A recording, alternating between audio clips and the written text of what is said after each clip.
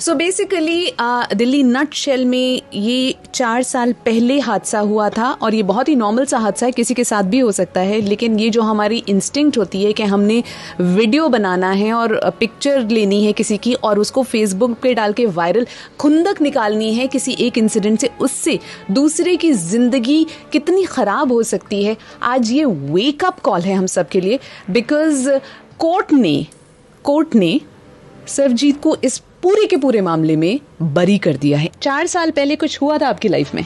Ma'am ये 23 अगस्त 2015 की बात है, रात को 8 बजे की। मैं किसी काम से तिलक नगर मार्केट गया था।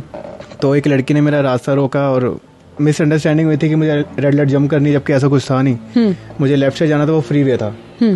उसको गलतफहमी हुई से मुझे मेरा रास्ता रोका। मुझे थोड़ा गुस्सा सा आया, उसको भी आया।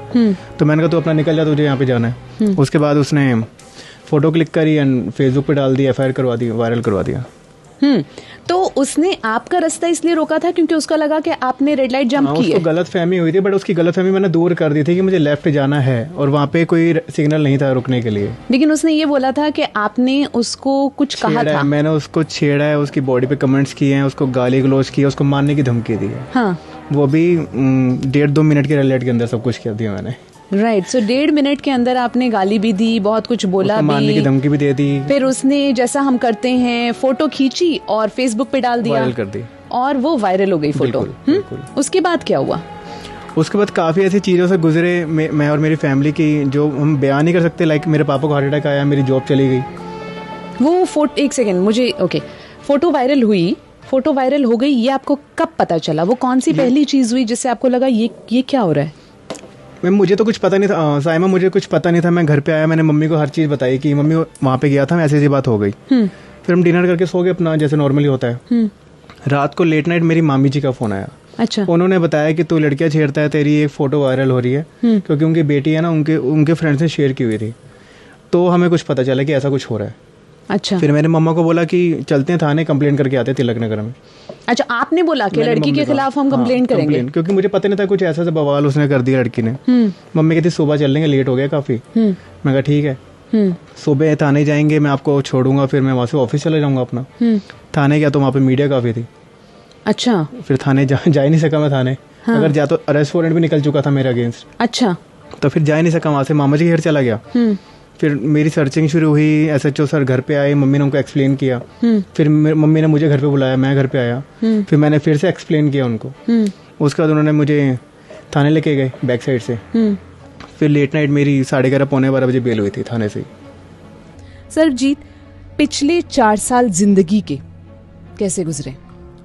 साइमा, पहले तो जैसे उसने ब्लेम लगाया मेरे ऊपर कि मैंने उसको छेड़ा है। अगर मैंने छेड़ा होता, जो उसके ग्रुप के 2 फ्रेंड्स उसकी तरफ आए, उन्होंने लड़की को आवाज मारी थी कि जसलीन क्या हुआ, तब मुझे पता चला कि उसका नाम जसलीन है।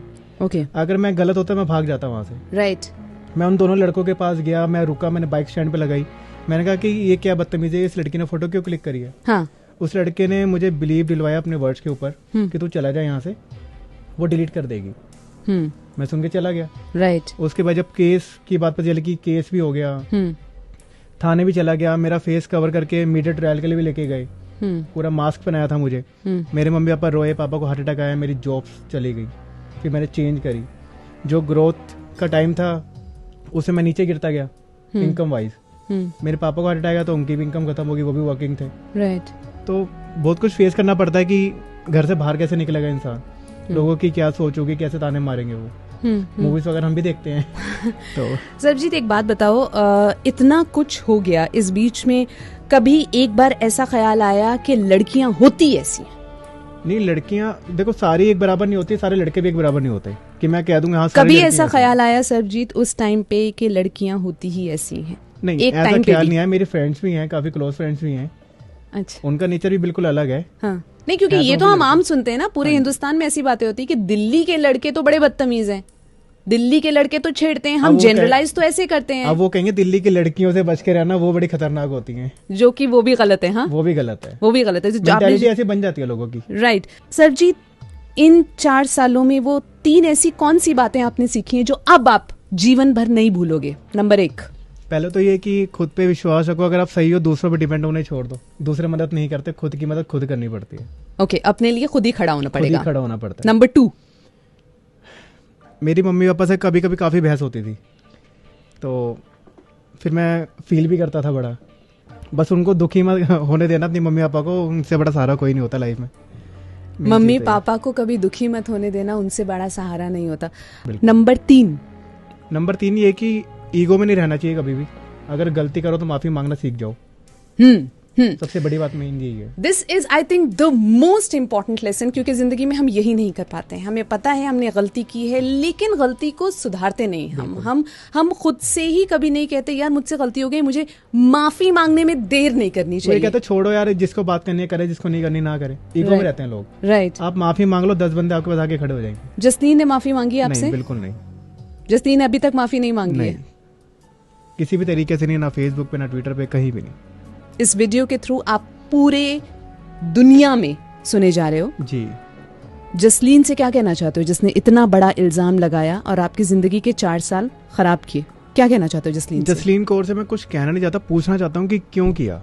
जब तुम्हें पता था कि तुम गलती कर रहे हो तो कदम पीछे ले लेते अपने। तुमने पोस्ट वायरल कर दी,